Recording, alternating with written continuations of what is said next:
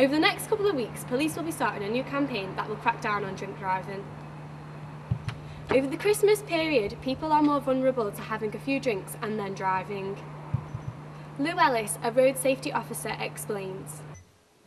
Hi, my name is Lou and I'm a road safety officer for Cheshire West and Chester Council, and it's my job in partnership with the police and the fire service to go around schools to highlight the importance of alcohol awareness so that the young people are aware that drinking and driving do not mix.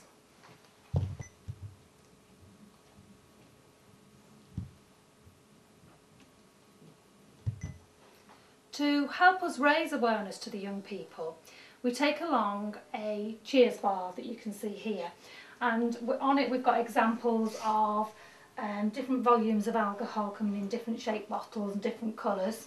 We've also got some soft drinks. So what we do is we invite the young people in a very informal setting to come along and to take a soft drink, and we engage them in conversation about how much alcohol they're actually consuming on a good night out. From my experiences of going around schools, I'm very aware that young people do not know how many units of alcohol are in each drink, and they're very unaware of how long it takes for that alcohol to make its way out of your body. So what we tell them is we actually ask them how much alcohol they've consumed. So for example, if a young man comes up to me and says that they have consumed 4 pints of regular lager, then I have an aid here that shows us how many units of alcohol are actually in them 4 pints. So I'll have a look and I'll get them to point the disc to the standard lager or the regular lager, which is, as a rule of thumb, if you are drinking Foster's, for example, which is 4%, 1 pint of 4% lager is 2.3 units. 2.3 units also equates to how many hours it's going to take. So 2.3 units, 2.3 hours that it's going to take for that alcohol to make its way out your body. So the more alcohol you take on board, obviously the longer it's going to take for that alcohol to come out of your body. So for 4, it actually says on this disc, you probably won't be able to see, but it actually says on this disc for 4 pints it's 9.1 units. So 9.1 units, 9.1 hours. So if you stop drinking at midnight, you add 1 hour to let the 4 pints circulate nicely round your body, and then a further 9.1 hours before that alcohol's out of your system. That's if you don't go to sleep. You're not on any drugs, be them recreational or prescription, you're not unwell. All of that will slow the metabolic rate down, so it will actually take longer. So if you have a lot more than 4 pints of lager, for example on a night out, some of the young people are on 10, 15 pints. And we're talking then about, for 10 pints, 20.3 units, 20.3 hours, at the hour, 21.3 hours. So as a rule of thumb, next morning, if you've had 10 pints, you do not get in your car to drive it, because that's when enforcement takes place by the police. Most young people, or anybody who's drinking, is caught morning after, when they've come in at 4, 5 o'clock in the morning, had a few hours sleep and think it's fine to get into the car at 8 o'clock in the morning and start driving it. That is not true. So that's what we go around to tell them, to make them aware that if they've had lots to drink the night before, to please be aware of how much they've taken on board and actually wait probably 24, 30 hours before they're safe to get in the vehicle.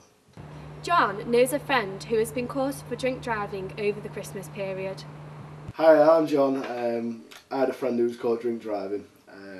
What he did is he went out with his girlfriend to a party on New Year's Eve last Christmas, when the police were doing the Christmas campaign for catching people. And he went to the party, got quite drunk, went to bed about 4 in the morning, got up about 7 to go to work.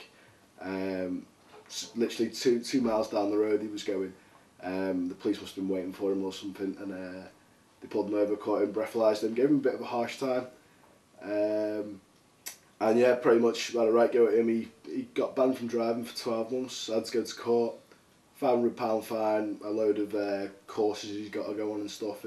He's actually got a criminal record now. He was telling me the other day if he wants to go to America, he has to apply and go to actually ask permission to go, because he's a criminal now. And yeah, it's just a pain. He's just has to ask his mum for a lift everywhere. He thinks he's a kid again. Drinking and driving not only gives you a criminal record, but it makes it harder for you to be insured again. Yes, well that takes us through the applications process. Unfortunately, because of your drink driving offence, we're unable to offer cover on this occasion. I'd recommend that you go to a specialist insurer who may charge you quite a bit for this type of cover. Thanks very much for your call. Bye now. Unfortunately, if anybody has a drink driving offence, we're unable to offer insurance to that type of driver. Drinking and driving involves a lot of people after a crash has happened. I'm a road safety engineer and I work for Liverpool City Council. I look at the effects of accidents and why people have had them and see whether the road network can be changed in any way so that they can be avoided. But most of the time it's mistakes by the drivers that have led to key decisions, and them key decisions have been taken wrong. So remember, over this season, don't get merry and drive, have a Merry Christmas.